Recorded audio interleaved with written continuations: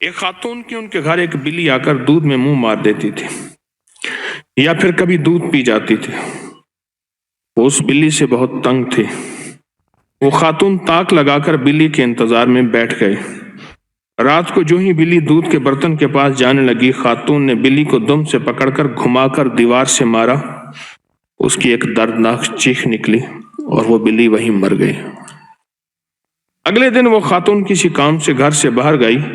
سڑک پار کرتے ہوئے تانگے کا بم، جس لکڑی سے گھوڑا جویا جاتا ہے، بانسیں ہوتی نا، اس عورت کے سینے کے آر پار ہو گیا،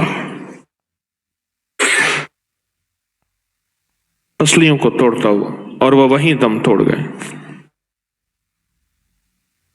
ایک گھرانے نے نیا گھر خریدا۔ اس گھر کے صحن میں گھنا جامن کا درخت تھا، پرندوں کے گھونسلے تھے، پرندے پھل بھی کھاتے تھے اور ان کی بیٹھیں بھی ہوتی تھی۔ انہوں نے درخت جڑ سے کٹوا دیا۔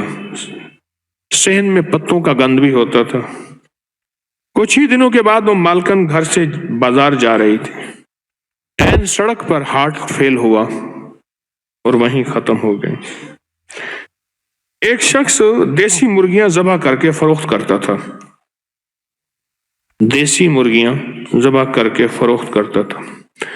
دکان سڑک کے کنارے تھی۔ دیسی مرغ اذان ضرور دیتے ہیں۔ ان میں سے ایک مرغ ذرا زیادہ بڑا اور صحت مند تھا۔ وہ بار بار بانگ دیتا تھا۔ اور ایک بات بتا دوں، اللہ کے حبیب فرماتے ہیں، جب کتا اور گدھا آواز نکالتا ہے وہ عذاب کو دیکھتا ہے، اور جب مرغ آواز نکالتا ہے وہ رحمت کو اترتا دیکھتا ہے۔ اس لیے فرمایا، جو دعا مسجد میں داخل ہونے کی ہے، اللہم انی اسألک من فضلک، وہی دعا مرغ پہ بانگ دے دن کے کسی وقت بھی، وہی دعا اس کے لیے بھی ہے۔ اللہم انی اسألک من، اے اللہ میں تجھ سے سوال کرتا ہوں تیرے فضل کا، عدل کا نہیں، بس عدل کا نہیں، تیرے فضل کا سوال کرتا ہوں، تیری عنایت اور عطا کا سوال کرتا ہوں، تیری شفقت اور بخشش کا سوال کرتا ہوں، تیرے رحم اور کرم کا سوال کرتا ہوں، عدل کا۔ تو کہا کہ ایک مرغ بار بار بانگ دیتا تھا۔ دکاندار پنجرے کا تالا کھول کر وہی تالا اس مرغ کے سر پر مارتا، جس سے مرغ چکرا کر گر پڑتا، کچھ دیر بانگ نہ دیتا۔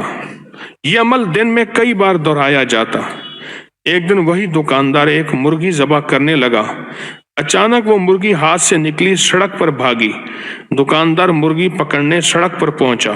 ٹرک آیا، دکاندار سڑک کے نیچے آیا، وہیں دم توڑ گیا۔ ایک خاتون کے گھر میں ایک بلی کا آنا جانا تھا۔ وہ خاتون اس کی اچھی خاصی خدمت کرتی تھی، یعنی اس کے کھانے پینے کا خیال رکھتی تھی۔